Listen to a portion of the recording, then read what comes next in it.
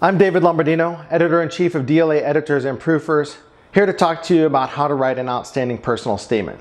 Specifically today I want to talk to you about tackling biases.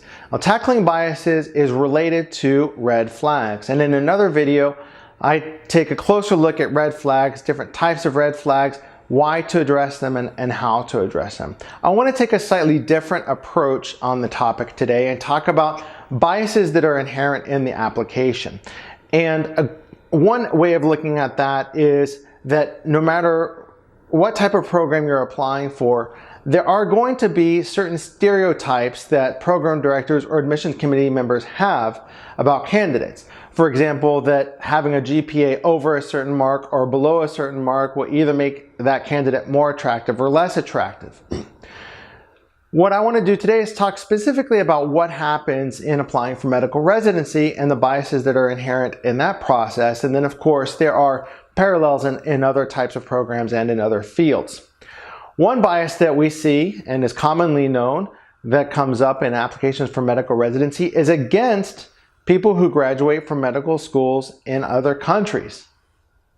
Another bias is going to be poor test scores, or related to that, a poor academic performance in a class environment. That could either be short-term or long-term. Third bias would be having more than 2 years since graduating from medical school. And each of those three are ones that can happen. Well, the first one is specifically for people coming from medical schools or graduating from medical schools from other countries. Those could be U.S. citizens or people who grew up in the U.S. and went abroad, or it could be from people from other countries who actually went to those schools and then are coming to the United States. The low test scores is something that happens frequently in those candidate groups, and as well having more than 2 years since graduating from medical school. And so what I want to talk to you, I want to go down those three different examples, and I want to talk to you about how to address those. So the bias against international medical graduates or graduates of medical schools from other countries is that they don't have U.S. clinical experience. And for most medical students, the clinical experience comes through the rotations that they do, or that you do, in the second half of medical school, where you're getting your hands-on clinical experience. And if you're at a medical school outside the United States and the Caribbean, then you are most likely not getting that clinical experience in the United States. And so one way to tackle that, and this is not necessarily for your personal statement, but it would be building up to with a future vision of writing your personal statement and applying for medical residency, is getting clinical experience in the United States, doing whatever you can to get into a clinical setting and being able to perform some type of clinical duty or clinical responsibility in some manner, even if it's limited. And there's a couple ways you can do that. Very commonly, and most likely you already know about this, is doing an observership or an externship. Now, there are a full range of observerships and externships in terms of how much the observer or extern is permitted to do in that clinical setting. Some externs, some observers are not permitted to do anything with the patient, while others are able to take patient histories and perform, at least under observation, physical exams, or maybe limited physical exams. And so what you want to do if you're looking for an observership or an externship, you want to get the one that'll give you the most hands-on experience possible, or at least the one that'll give you the most opportunity to perform some clinical functions, because ultimately you want to be evaluated, you want to be able to say that you performed clinically in a U.S. clinical setting. Another way of doing it is looking to get on board a research project, for example, as a research associate or assistant, a research project that has a clinical component. In other words, a study that takes place in a clinical setting, and you are in the scope of gathering data or doing work on that study, performing some duties in the clinical setting. Any of those can give you the clinical experience in the United States when you're not otherwise getting it from your medical school rotations. Second would be poor academic performance or test scores. And when I'm talking about poor academic or test scores, I want to propose a couple of different ideas. So one is that you're a poor test taker, or that you generally do not do well in a classroom environment in terms of reading from a textbook, attending lectures, and then performing well on a test. Now, this can happen to people who are really great hands-on learners or who perform really well in a hands-on setting. And so what you can do to tackle this bias, let's say the bias is against you because you have a lower score on, say for example, your step tests, or one of them, or you have a low GPA or low academic performance, you can counterbalance that by doing something like getting really great letters of recommendation about how you apply knowledge in a clinical setting, or how you're able to learn rapidly in a hands-on clinical environment. Because one of the issues that happens on the other side of the fence is you've got people who are really strong academically, get really great test scores, really great grades, are really great at reading, attending lectures, and then performing well on exams. But when it comes to the clinical setting, they do not actually perform as well as their grades would indicate. And so then, of course, there are people who are the opposite.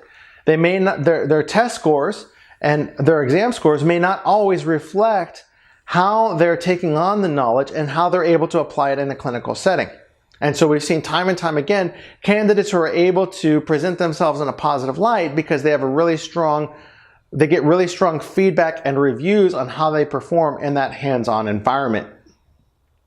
And then, of course, when it comes to academic issues, you can have a low academic performance of a short-term nature if you're having to deal with an acute event. Like, for example, your mother falls ill and you need to take 6 months to provide her care, or you're in an auto accident. And so what you want to do then, yeah, sure, that bias may be there. They may look at your transcript and say, hey, look, these grades are low in the second year, for example.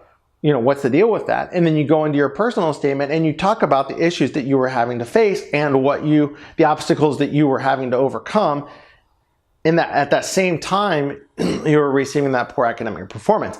And the reason why that's key is because somebody who's had to overcome obstacles or had to step aside to take care of an ailing family member or overcome a personal health issue, a lot of times those candidates are even stronger candidates. In other words, the indicator is that they're going to perform likely much better in the program than those who haven't had that experience because of strength of character and humility.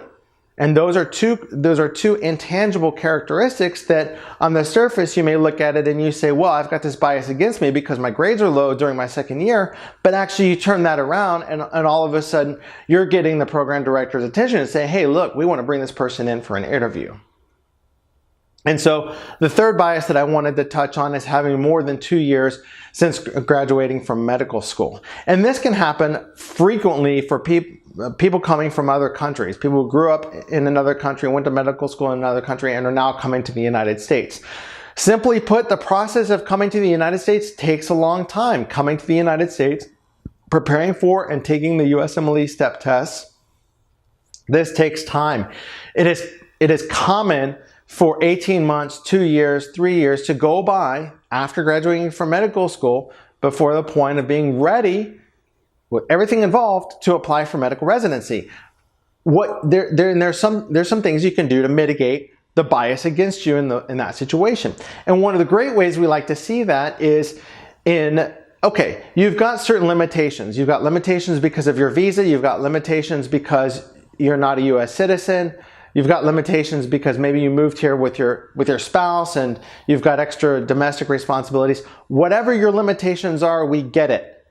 But what I want to see is that you are pursuing every opportunity available to you to further your medical experience or get clinical opportunities like what I was talking about earlier in the video. Are you going out and getting observerships or externships? Maybe you can't afford to work without making any money. So are you getting a paid research assistant position or research associate position? Or are you going and working at, say, a Planned Parenthood clinic or something, anything where you can show that you're doing as much as you can with the opportunity available to you to take a next step in your career to further yourself in preparation for medical residency.